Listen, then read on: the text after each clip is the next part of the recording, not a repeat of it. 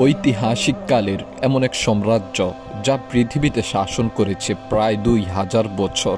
এই সাম্রাজ্য সাক্ষী হয়েছে বহু সভ্যতার। কাল মহাকাল যাবৎ টিকে থাকা এই সাম্রাজ্য কত কায়সার শাসন করেছে তার স্পষ্ট বর্ণনা ইতিহাসও দিতে পারেনি। কালের বিবর্তন আর আধিপত্যের ভাগাভাগিতে একসময় দুই খণ্ড হয়ে যায় এই সাম্রাজ্য, যার এক অংশের নাম রোমান সাম্রাজ্য আর অন্য অংশের নাম বাইজেন্টাইন সাম্রাজ্য। ইসলামের আগমনের প্রায় 1300 বছর পূর্বে এই সাম্রাজ্যের উত্থান হয়।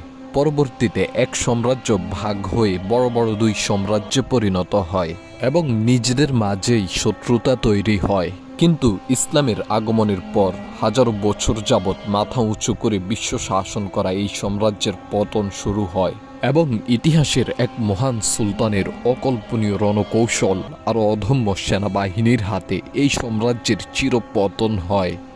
মজার বিষয় হলো, আমার উম্মত একদিন কনস্টান্টিনোপল অর্থাৎ রোমান সাম্রাজ্য বিজয় করবে এই ভবিষ্যৎবাণী করে গিয়েছেন প্রিয় নবী হযরত মুহাম্মদ সাল্লাল্লাহু আলাইহি ওয়াসাল্লাম। বলছি রোমান সাম্রাজ্যের কথা।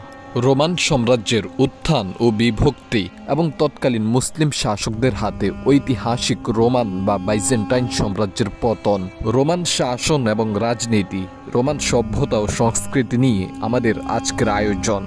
প্রাগৈতিহাসিক কাল থেকে রোমান সাম্রাজ্যের নির্ভরযোগ্য ইতিহাস খুঁজে পাওয়া যায় না। তবে সে সময় রোম পুরোপুরি সাম্রাজ্য হিসেবে আবির্ভূত হয়নি। কিন্তু সাম্রাজ্য হিসেবে আবির্ভূত না হলেও সে সময়কাল থেকেই এই সাম্রাজ্যের বয়স 2000 বছর গণনা করা হয়। রোমান সাম্রাজ্যের ইতিহাসকে সাধারণত 3 প্রধান যুগে বিভক্ত করা হয়: রোমান রাজ্য, রোমান প্রজাতন্ত্র এবং রোমান সাম্রাজ্য। কথিত আছে রমুলাস ও রেমাস নামক দুই ভাইকে টাইবার নামক একটি নদীতে ভাসিয়ে দেওয়া হয়। এরপর তাদের সিন্দুক নদীর তীরে এসে আটকে যায়। এরপর থেকে একটি নেকড়ে তাদের লালন পালন করে। পরে রমুলাস 753 খ্রিস্টপূর্বাব্দে রোম শহর প্রতিষ্ঠা করেন এবং তার ভাই রেমাসকে হত্যা করেন। এই কাহিনী অনেক দীর্ঘ, যদিও এই কাহিনীকে রোমান সাম্রাজ্যের সূচনাকালের প্রতীক হিসেবে উপস্থাপন করা হয়। বাস্তবে এই কাহিনী সম্পূর্ণ বানোয়াট ও ভিত্তিহীন। সে সময় রোম একটি রাজতান্ত্রিক শাসন ব্যবস্থায় পরিচালিত হতো। রাজারা রোমের শাসক ছিলেন এবং তাদের ক্ষমতা ধর্মীয় ও রাজনৈতিক উভয় ক্ষেত্রে প্রসারিত ছিল। 509 খ্রিস্টপূর্বাব্দে তারকুইনিয়াসের পতনের মাধ্যমে রোমান রাজ্যের সমাপ্তি ঘটে এবং রোম প্রজাতন্ত্রের সূচনা হয়। রাজতন্ত্রের পতনের পর রোম একটি প্রজাতন্ত্রে পরিণত হয়। এ সময়ে রোমান সিনেট এবং জনগণদের দ্বারা নির্বাচিত কর্মকর্তারা শাসন কার্য পরিচালনা করতেন।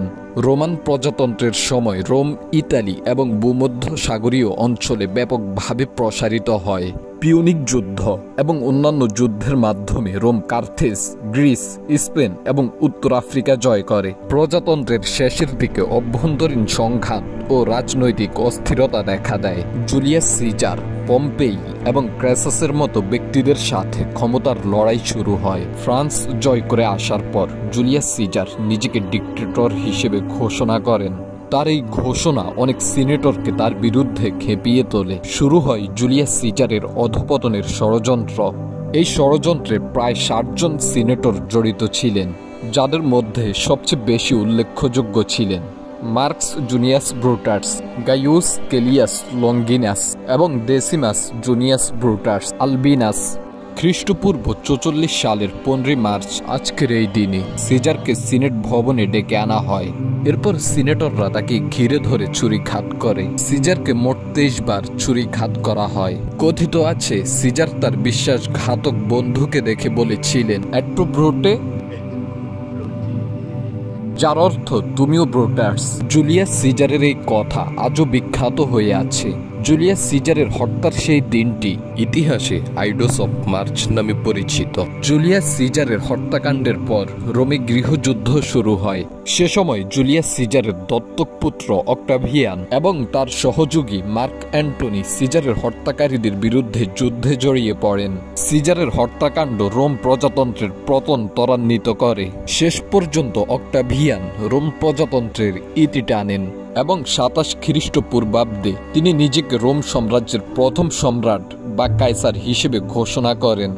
অক্টাভিয়ানের এই ঘোষণার মাধ্যমে রোম প্রজাতন্ত্র থেকে সাম্রাজ্যে পরিণত হয়। রোমান সাম্রাজ্য এত বিশাল ছিল যে এককভাবে শাসন করা কঠিন হয়ে পড়েছিল, তাই সাম্রাজ্যকে দুই ভাগ করে শাসন করা হতো। রোম প্রজাতন্ত্র থেকে রোম সাম্রাজ্য হিসেবে প্রতিষ্ঠিত হওয়ার প্রায় ৩৫৭ বছর পর বাইজেন্টাইন সাম্রাজ্যের সূচনা হয়। রোমান সাম্রাজ্য ২৮৫ খ্রিস্টাব্দে সম্রাট ডায়োক্লেটিয়ানের হাতে প্রশাসনিকভাবে দুই ভাগে বিভক্ত হয়, যার এক ভাগের নাম পশ্চিম রোমান সাম্রাজ্য আর অন্য ভাগের নাম পূর্ব রোমান সাম্রাজ্য। প্রশাসনিকভাবে বিভক্ত হলেও সে সময়ও সাম্রাজ্য ছিল একটাই। এরপর কয়েক যুগ পর্যন্ত এভাবেই শাসন অব্যাহত থাকে। তবে কালের বিবর্তনে পূর্ব রোমান সাম্রাজ্য ধীরে ধীরে বাইজেন্টাইন সাম্রাজ্য নামে পরিচিতি লাভ করে। বাইজেন্টাইন সাম্রাজ্যের আনুষ্ঠানিক সূচনা ধরা হয় ৩৩০ খ্রিস্টাব্দে, যখন সম্রাট কনস্টাইন দ্য গ্রেট রোমান সাম্রাজ্যের রাজধানী বাইজেন্টাইনে হস্তান্তর করেন এবং এর নাম কনস্টান্টিনোপল রাখেন। অবশেষে ৩৯৫ খ্রিস্টাব্দে সম্রাট থিওডোসিয়াসের মৃত্যুর পর রোমান সাম্রাজ্য স্থায়ীভাবে দুই ভাগে বিভক্ত হয়ে যায়। জেনে রাখা ভালো, পশ্চিম রোমান সাম্রাজ্য লাতিন সভ্যতা দ্বারা প্রভাবিত ছিল, অন্যদিকে পূর্ব রোমান সাম্রাজ্য গ্রিক সভ্যতা দ্বারা প্রভাবিত ছিল। পশ্চিম রোমান সাম্রাজ্যে পৌত্তলিক ধর্মের প্রাধান্য ছিল, যদিও শেষের দিকে খ্রিস্টান ধর্মের প্রসার ঘটে। এদিকে পূর্ব রোমান অর্থাৎ বাইজেন্টাইন সাম্রাজ্যে খ্রিস্টান ধর্মের প্রাধান্য ছিল। রোমান স্থাপত্যে পাথর ও কংক্রিটের ব্যবহার বেশি ছিল, অন্যদিকে বাইজেন্টাইন স্থাপত্যে গম্বুজ ও মোজাইকের ব্যবহার বেশি ছিল। বর্তমান তুরস্কের হাগিয়া সোফিয়া মসজিদও একসময় বাইজেন্টাইনদের ধর্মীয় উপাসনালয় হিসেবে ব্যবহৃত হতো। পূর্ব রোমান সাম্রাজ্য অর্থাৎ বাইজেন্টাইন অর্থনৈতিকভাবে বেশি সমৃদ্ধ ছিল, বিশেষ করে এশিয়া মাইনর, মিশর এবং সিরিয়ার মতো অঞ্চলগুলোর কারণে কনস্টান্টিনোপল হয়ে ওঠে পৃথিবীর সবচেয়ে আধুনিক ও পৃথিবীর সবচেয়ে বড় বাণিজ্যিক শহর। এছাড়া ভৌগোলিক ও রাজনৈতিকভাবেও পূর্ব রোমান সাম্রাজ্য বা বাইজেন্টাইন ছিল বেশি শক্তিশালী। তখন কনস্টান্টিনোপল ইউরোপ ও এশিয়ার মধ্যে সেতু বন্ধন হিসেবে কাজ করত। রোমান সাম্রাজ্য ও বাইজেন্টাইন সাম্রাজ্যের মধ্যে শত্রুতার ইতিহাস একটি জটিল ও দীর্ঘ প্রক্রিয়া, যা মূলত রোমান সাম্রাজ্যের বিভক্তির পর থেকে শুরু হয়। পূর্বেই যেমনটা আলোচনা করেছি, রোমান ও বাইজেন্টাইনদের ভিন্ন ভিন্ন ধর্মের অনুসরণ, বাণিজ্যিকভাবে বাইজেন্টাইনদের এগিয়ে যাওয়া, ভৌগোলিকভাবে বাইজেন্টাইনদের শক্তিশালী হয়ে ওঠা এবং দুই সাম্রাজ্যের পৃথক পৃথক সভ্যতার অনুসারী হওয়া সহ নানান কারণে উভয়ের মাঝে দূরত্ব তৈরি হতে থাকে এবং তাদের এই দূরত্ব হওয়ার কারণগুলোই শত্রুতার রূপ ধারণ করে। তবে তাদের মাঝে শত্রুতা হলেও সেটি কখনো যুদ্ধের রূপ ধারণ করেনি। বলা যায় তাদের মাঝে সম্পর্ক ছিল শত্রুতা ও বন্ধুত্বের কাছাকাছি। রাজনৈতিক, অর্থনৈতিক এবং অভ্যন্তরীণ সংকটের কারণে একসময় পশ্চিম রোমান সাম্রাজ্য দুর্বল হয়ে পড়ে, আর পশ্চিম রোমের এই দুর্বলতার সুযোগকে কাজে লাগিয়ে চতুর্থ ও পঞ্চম শতাব্দীতে জার্মানিক উপজাতি যেমন গথ, ব্যান্ডাল এবং লম্বার্ড পশ্চিম রোম সাম্রাজ্যের বিভিন্ন অঞ্চলে আক্রমণ করে। ৪১০ খ্রিস্টাব্দে ভিসিকথরা রোম শহর লুট করে। ৪৫৫ খ্রিস্টাব্দে ব্যান্ডালরা রোমে আক্রমণ করে এবং তারাও শহর লুট করে। পশ্চিম রোমের সর্বশেষ কাইসার ছিলেন রেমুলাস অগাস্টুলাস। তার বয়স ছিল মাত্র ১৪ বছর। তিনি ছিলেন নামমাত্র সম্রাট। ৪৭৬ খ্রিস্টাব্দে জার্মানিক নেতা ওডোয়েসার রেমুলাস অগাস্টুলাসকে ক্ষমতাচ্যুত করেন এবং পশ্চিম রোমান সাম্রাজ্যের সমাপ্তি ঘটান। ওডোয়েসার পূর্ব রোমান সম্রাট জেনোকে আনুষ্ঠানিকভাবে স্বীকৃতি দেন, কিন্তু বাস্তবে তিনি ইতালি স্বাধীনভাবে শাসন করেন। এই ঘটনাটি পশ্চিম রোমান সাম্রাজ্যের আনুষ্ঠানিক সমাপ্তি ঘোষণা এবং প্রাচীন বিশ্বের শেষ ও মধ্যযুগের শুরু হিসেবে বিবেচিত হয়। পশ্চিম রোমের চিরসমাপ্তির পর বাইজেন্টাইনরা পশ্চিম রোমানদের সভ্যতা ও সংস্কৃতি বহনের দায়িত্ব নিয়ে নেন এবং নিজেদেরকে রোমান সাম্রাজ্যের উত্তরসূরি ঘোষণা করে পশ্চিম রোমকে পুনরুদ্ধারের শপথ গ্রহণ করেন। এরপর শুরু হয় দখলদারদের উপর শক্তিশালী বাইজেন্টাইনদের আক্রমণ। তবে এই আক্রমণে বাইজেন্টাইনরা পশ্চিম রোমকে পুনরুদ্ধার করতে ব্যর্থ হয়, বরং লাভের পরিবর্তে বাইজেন্টাইন তখন চরম অর্থনৈতিক ক্ষতির সম্মুখীন হন। রোমান সাম্রাজ্যের হারানো অঞ্চলগুলো ছিল ইতালি, উত্তর আফ্রিকার বর্তমান টিউনিসিয়া, আলজেরিয়া ও লিবিয়া, স্পেন, তৎকালীন গল, বর্তমান ফ্রান্স, বেলজিয়াম ও সুইজারল্যান্ডের কিছু অংশ, ব্রিটেন, ডালমাটিয়া, বর্তমান ক্রোয়েশিয়া, মন্টেনিগ্রো, প্যানোনিয়া, বর্তমান হাঙ্গেরি ও অস্ট্রিয়া। এই অঞ্চলগুলো জার্মানিক উপজাতি যেমন গথ, ব্যান্ডাল, লাম্বার্ট, ফ্রাঙ্ক এবং অন্যান্য আক্রমণকারীদের হাতে চলে যায়। 534 খ্রিস্টাব্দে বাইজেন্টাইন সম্রাট জাস্টিন তার সেনাপতি বেলিসারিয়াসকে ব্যান্ডালদের বিরুদ্ধে পাঠান। বেলিসারিয়াস ব্যান্ডালদের পরাজিত করে উত্তর আফ্রিকা পুনরুদ্ধার করেন। 535 থেকে 554 পর্যন্ত জাস্টিন ইতালিতে গথদের বিরুদ্ধে যুদ্ধ করেন। দীর্ঘ ও রক্তক্ষয়ী যুদ্ধের পর বাইজেন্টাইন সাম্রাজ্য ইতালির বেশিরভাগ অংশ পুনরুদ্ধার করেন। 568 খ্রিস্টাব্দে লম্বার্ডরা ইতালিতে আক্রমণ করে বাইজেন্টাইন সাম্রাজ্যের অধীনস্থ অঞ্চলগুলো দখল করে। বাইজেন্টাইন সাম্রাজ্য লম্বার্ডদের বিরুদ্ধে লড়াই করে, কিন্তু শেষ পর্যন্ত ইতালির বেশিরভাগ অংশ তারা হারিয়ে ফেলে। 6ষ্ঠ ও 7ম শতাব্দীতে স্লাভ এবং আভাররা বাইজেন্টাইন সাম্রাজ্যের বলকান অঞ্চলে আক্রমণ করে। বাইজেন্টাইন সাম্রাজ্য এই আক্রমণ প্রতিহত করতে ব্যর্থ হয়, আর কিছু কিছু অঞ্চলে বাইজেন্টাইনরা যুদ্ধ এড়িয়ে যান এবং শান্তি বজিয়ে রাখার চেষ্টা করেন। এতক্ষণ পর্যন্ত আমরা রোমান রাজ্য থেকে সম্রাট জাস্টিনের পশ্চিম রোম পুনরুদ্ধারের চেষ্টা পর্যন্ত যে ইতিহাস তুলে ধরেছি, তা ইতিহাসের সময়কাল হিসেবে আমরা রোমান সাম্রাজ্যের প্রায় 1318 বছরের সংক্ষিপ্ত ইতিহাস নিয়ে আলোচনা করেছি। 556 খ্রিস্টাব্দে প্রথম জাস্টিনের মৃত্যু হয় এবং প্রথম জাস্টিনের মৃত্যুর পর তিনার ভাতিজা দ্বিতীয় জাস্টিন রোমান সাম্রাজ্যের সিংহাসনে বসেন। সে সময় পৃথিবীর সবচেয়ে প্রভাবশালী সাম্রাজ্য ছিল রোমান সাম্রাজ্য, এবং রোমানদের পর পৃথিবীর দ্বিতীয় সবচেয়ে প্রভাবশালী সাম্রাজ্য ছিল পরাশিক সাম্রাজ্য। এই সময়কালকে রোমান সাম্রাজ্যের ইতিহাসের স্বর্ণযুগ হিসেবে বিবেচনা করা হয়। খ্রিস্টাব্দ 570 এমন সময় পৃথিবীতে আগমন হয় এমন এক ফুটফুটে শিশুর, যার আগমনে নিভে যায় পারস্যে প্রজ্বলিত এমন এক অগ্নিকুণ্ড, যে অগ্নিকুণ্ড হাজারো বছর প্রজ্বলিত ছিল। তার আগমনে পুরো পৃথিবীতে এক অলৌকিক আলো প্রজ্বলিত হয়। পারস্যের রাজা কিসরার রাজপ্রাসাদের 14টি গম্বুজ ধসে পড়ে এবং পবিত্র কাবা ঘরে সংরক্ষিত 360টি মূর্তি মাটিতে পড়ে যায়। বলছি বিশ্ব মুক্তির দূত মহানবী হযরত মুহাম্মদ সাল্লাল্লাহু আলাইহি ওয়াসাল্লামের আগমনের গল্প। যাই হোক, চলুন ইতিহাসের সামনের দিকে অগ্রসর হওয়া যাক। রোমান বাইজেন্টাইন ও পরাশিক সাম্রাজ্য ছিল পরস্পর শত্রু সাম্রাজ্য। 590 খ্রিস্টাব্দে তখন রোমান সম্রাট মরিস পরাশিক সম্রাট খসরুকে সিংহাসনে বসতে সহযোগিতা করেন, আর এই সহযোগিতার কারণে খসরু মরিসের প্রতি কৃতজ্ঞ ছিলেন। কিন্তু কয়েক বছর পর 602 খ্রিস্টাব্দে ফোকাস মরিসকে হত্যা করেন এবং তিনি নিজে রোম সাম্রাজ্যের সিংহাসনে বসেন। এমন ঘটনার পর খসরুর সঙ্গে সঙ্গে বাইজেন্টাইন সাম্রাজ্যে আক্রমণ করেন। সে সময় খসরুর আক্রমণ ছিল ভয়ঙ্কর ও অধম্য। এই যুদ্ধ টানা 26 বছর পর্যন্ত চলতে থাকে। এই যুদ্ধের মধ্যবর্তী সময় এবং রাসূলুল্লাহ সাল্লাল্লাহু আলাইহি ওয়াসাল্লামের পৃথিবীতে আগমনের 40 বছর পর মহান আল্লাহ তাআলা তিনাকে নবুয়ত দান করেন। তখন খ্রিস্টাব্দ 610। একই বছর রোমান সাম্রাজ্যের সিংহাসনে বসেন কাইসার হেরাক্লিয়াস। সে সময় রোমান সাম্রাজ্য ছিল ইউরোপ, আফ্রিকা ও মধ্যপ্রাচ্যের কিছু অঞ্চল জুড়ে বিস্তৃত।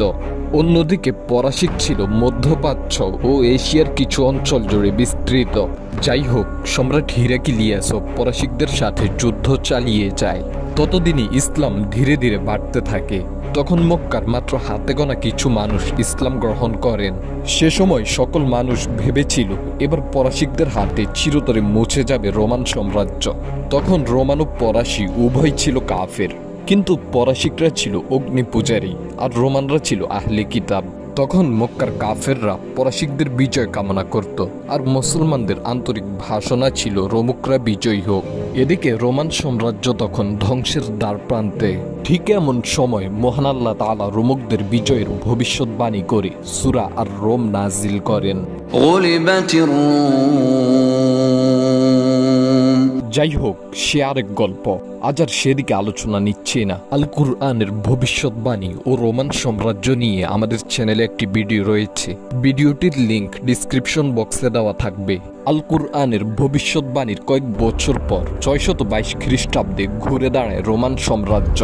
এরপর হিরাক্লিয়াসের আক্রমণে পিছু হটতে শুরু করে পরাশিক সাম্রাজ্য। তখন হিরাক্লিয়াস তার হারানো অঞ্চলগুলো, যেমন আরবের সিরিয়া, ফিলিস্তিন, মিশর ও তুরস্কের আনাতোলিয়ার মতো গুরুত্বপূর্ণ অঞ্চলগুলো পুনরুদ্ধার করেন। অবশেষে 628 খ্রিস্টাব্দে রোমক বাইজেন্টাইনদের আক্রমণে পরাজিত হয় পরাশিক সাম্রাজ্য। তবে এই যুদ্ধ তখন উভয় সাম্রাজ্যকে চরম অর্থনৈতিক সংকটে ফেলে দেয়। একই বছর রাসূল সাল্লাল্লাহু আলাইহি ওয়াসাল্লাম রোমান সম্রাট হেরাক্লিয়াসকে ইসলামের দাওয়াত পাঠান, কিন্তু হেরাক্লিয়াস ইসলামের দাওয়াত অস্বীকার করেন। তখন রাসূল সাল্লাল্লাহু আলাইহি ওয়াসাল্লাম ভবিষ্যৎবাণী করেন, আমার উম্মত একদিন কনস্টান্টিনোপল বিজয় করবে। কতই না সৌভাগ্য হবে সে বিজয়, কতই না সৌভাগ্যের হবে সে বিজয়ের সেনাবাহিনী। এরপর ইসলাম ধীরে ধীরে সমস্ত আরব জুড়ে বিস্তৃত হয়ে যায়। মক্কা বিজয় হয় এবং তৎকালীন আরব তখন সম্পূর্ণ নিজস্ব স্বাধীন একটি মুসলিম সাম্রাজ্যে পরিণত হয়। 11 হিজরি 632 খ্রিস্টাব্দে মহানবী হযরত মুহাম্মদ সাল্লাল্লাহু আলাইহি ওয়াসাল্লাম ইন্তেকাল করেন।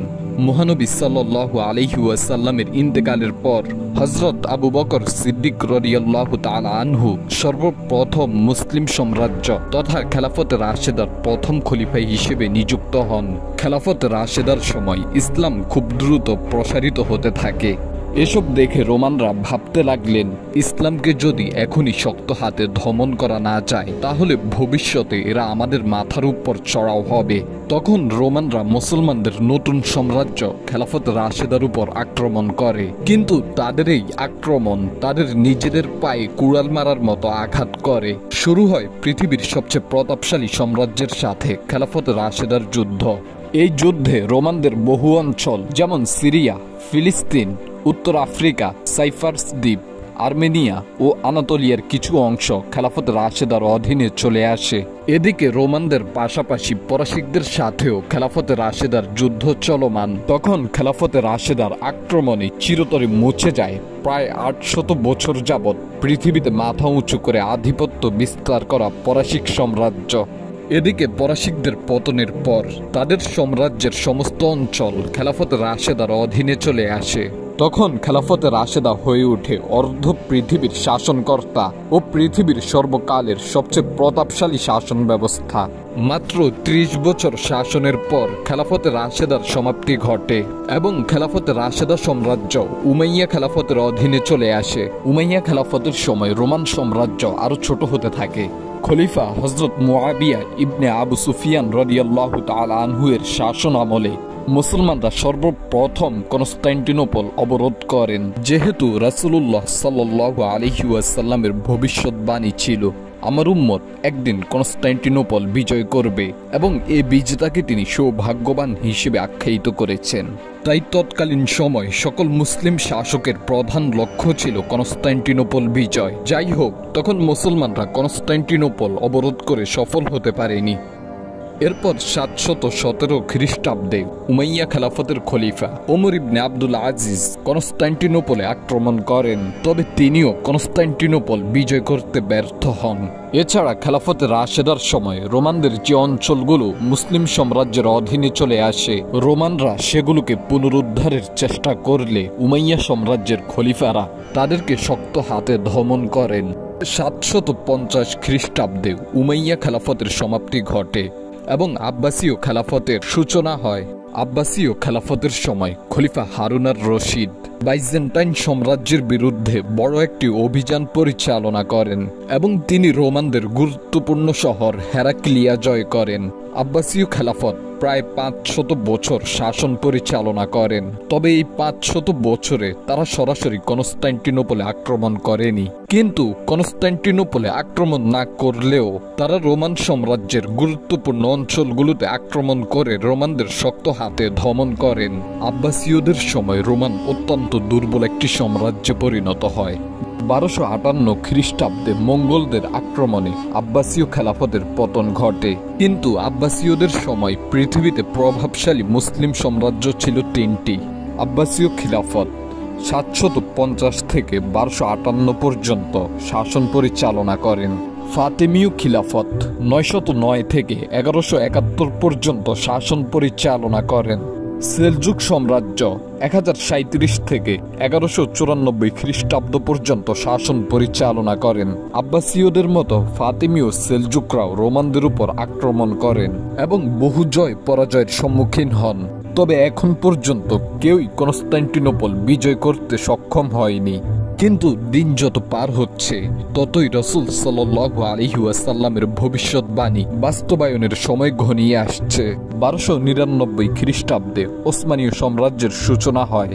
ওসমানীয় সাম্রাজ্যের প্রতিষ্ঠাতা ওসমান গাজী আনাতোলিয়া অঞ্চলে বাইজেন্টাইন সাম্রাজ্যের বিরুদ্ধে ছোট ছোট অভিযান চালান। তিনি বাইজেন্টাইন সাম্রাজ্যের সীমান্তবর্তী অঞ্চলগুলো জয় করেন এবং ওসমানীয় সাম্রাজ্যের ভিত্তি স্থাপন করেন। সুলতান ওসমান গাজীর পর তিনার ছেলে প্রথম ওরহান গাজী বাইজেন্টাইন সাম্রাজ্যের গুরুত্বপূর্ণ শহর বুরসা জয় করেন এবং এটি ওসমানীয় সাম্রাজ্যের প্রথম রাজধানী হিসেবে প্রতিষ্ঠিত হয়।